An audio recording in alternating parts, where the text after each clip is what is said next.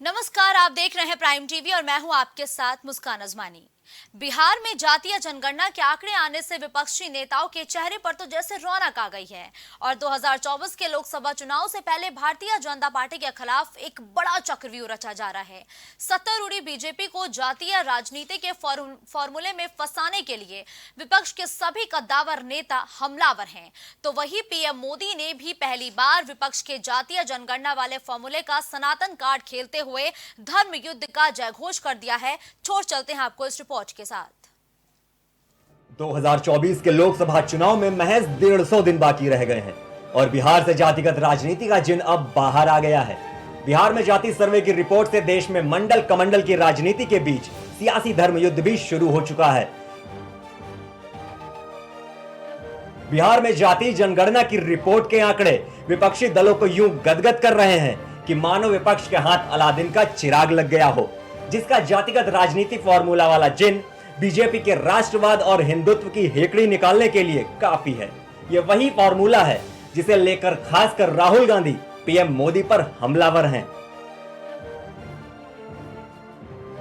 जैसे ही पीएम मोदी ने संसद का विशेष सत्र बुलाकर महिला आरक्षण का दांव खेला, वैसे ही विपक्ष ने फौरन 4 मांगे एक साथ कर डाली। जातिगत जनगणना हो, एससी एसटी महिलाओं को आरक्षण मिले, ओबीसी महिलाओं को आरक्षण मिले, मुस्लिम महिलाओं को आरक्षण मिले। सोनिया गांधी ने संसद में बोला एससी एसटी महिलाओं को आरक्षण मिले और सरकार जातिगत जनगणना कराए। भारतीय राष्ट्रीय कांग्रेस की मांग है कि यह बिल फौरन अमल में लाया जाए, लेकिन इसके साथ ही कास्ट सेंसस कराकर schedule caste, schedule tribe, OBCs की महिलाओं के आरक्षण की व्यवस्था की भी जाए। सरकार को इसे साकार करने के लिए भी जो कदम उठाने की जरूरत है वह उठाने ही चाहिए।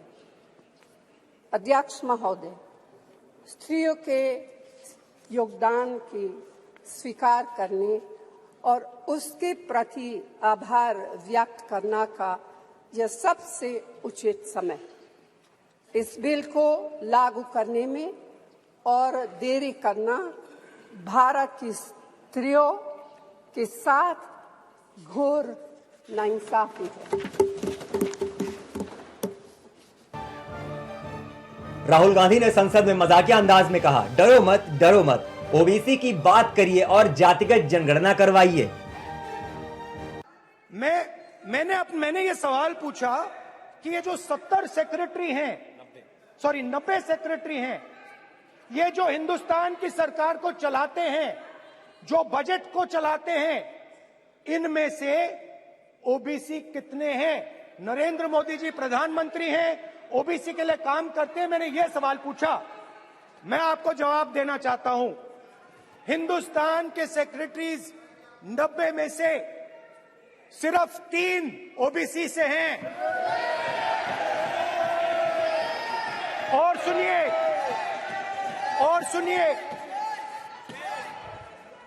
सुनिए, नहीं घबराइए मत, डरो मत।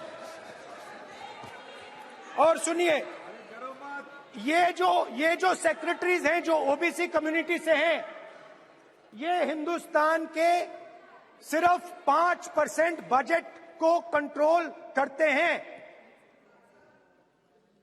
मतलब अगर हिंदुस्तान का बजट 44 लाख करोड़ का है तो ये 2.47 लाख करोड़ मतलब 5% कंट्रोल करते हैं। तो वहीं अखिलेश यादव की धर्म पत्नी डिंपल यादव ने भी जाति जनगणना का मुद्दा जोरों से उठाया। यह सरकार जातिगत जनगणना कराएगी या नहीं कराएगी? इसी के साथ साथ सवाल यह भी है कि परिसीमन कब होगा और परिसीमन के आधार पर ही आरक्षण महिलाओं को मिला जाएगा। सर, प्रधानमंत्री जी ने कहा था कि हमें सिद्धि की बात करी थी सर, तो साधना से ही सिद्धि की प्राप्ति होती है और असली साधना तभी होगी जब हम महिलाओं को उनका पूर्ण आरक्षण देंगे, जब हम ओबीसी महिलाओं को इसमें इंक्लूड करेंगे, जब हम SC/ST महिलाओं को इसमें इंक्लूड करेंगे और जब हम अल्पसंख्यक महिलाओं को भी इसमें इंक्लूड करेंगे, सम्मिलित करेंगे। क्योंकि प्रधानमंत्री जी खुद 3 तलाक की बात करते हैं, तो मुझे पूरा भरोसा है कि इसमें अल्पसंख्यक महिलाओं का भी मान और पक्ष रखा जाएगा। बिहार में जातिगत जनगणना के आंकड़े जारी होने के बाद अब समझ आया कि विपक्ष जातिगत जनगणना क्यों चाहता है, जिसकी बानगी आपको बिहार के आंकड़े बता देंगे। पहले हम आंकड़ों पर नजर डाल लेते हैं, फिर आपको हम पीएम मोदी की वो सनातन से जुड़ी वो रणनीति बताएंगे जिसके जरिए पीएम मोदी ने विपक्ष के जातिगत राजनीति वाले ब्रह्मास्त्र का काट ढूंढ निकाला है।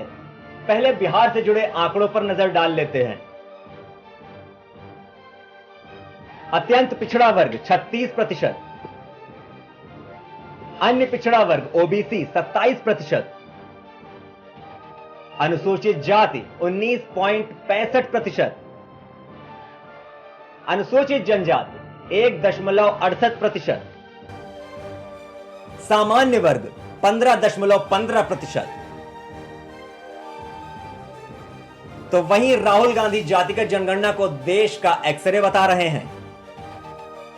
भाई और बहनों, का सेंसस हिंदुस्तान का एक्सरे है।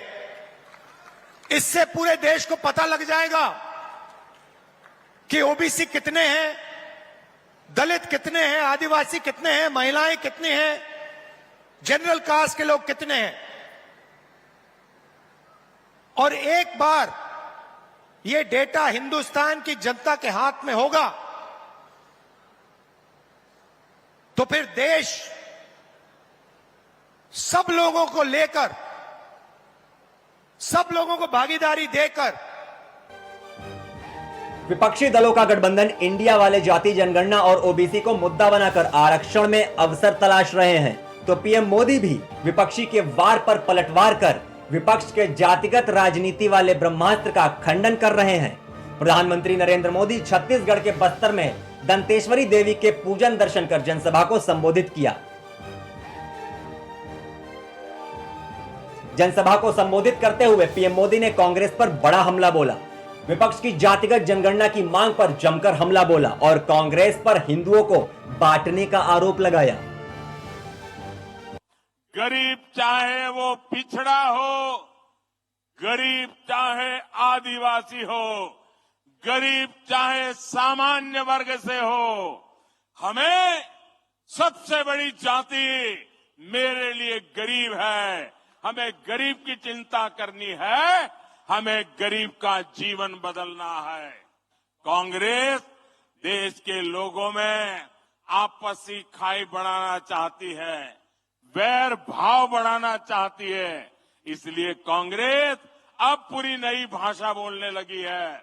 मेरे परिवारजनों, कांग्रेस के दशकों के शासन ने देश को सिर्फ गरीबी दी है। कांग्रेस ने समाज को जाति के आधार पर बांटने का ही काम किया है ताकि इनका वोट बैंक सुरक्षित रहे। कांग्रेस आज भी इसी काम में जुटी है। आज भी यहां छत्तीसगढ़ में अलग अलग समाज अपने हक के लिए आवाज उठा रहे हैं, लेकिन कांग्रेस की सरकार साजिश के तहत उन्हें जेल में डाल देती है, उनकी आवाज को दबाने में जुटी है। दूसरी तरफ भाजपा सरकार सामाजिक न्याय के लिए पूरी तरह समर्पित है।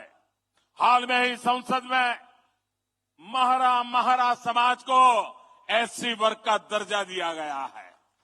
इस समाज की यह मांग भाजपा सरकार ने पूरी की है। वर्षों तक अपने अधिकारों से वंचित रहे आवारा आदिवासी वर्गों को SC का दर्जा देकर भाजपा सरकार ने एक ऐतिहासिक निर्णय लिया है। यानी जिनकी सूद कांग्रेस ने कभी नहीं ली, उनको हक देने में भाजपा हमेशा आगे रही है। मोदी की गारंटी मतलब हर गारंटी पूरा होने की गारंटी। बीजेपी पिछड़ा अति पिछड़ा वर्ग की राजनीति करती रही है। जिन जातियों की संख्या कम है वे सर्वे की वास्तविकता पर सवाल उठा रहे हैं, जिनकी संख्या अधिक है वे फूले नहीं समा रहे। राजनीतिक गलियारों में जाति गणना के नफा नुकसान की चर्चा भी हो रही है।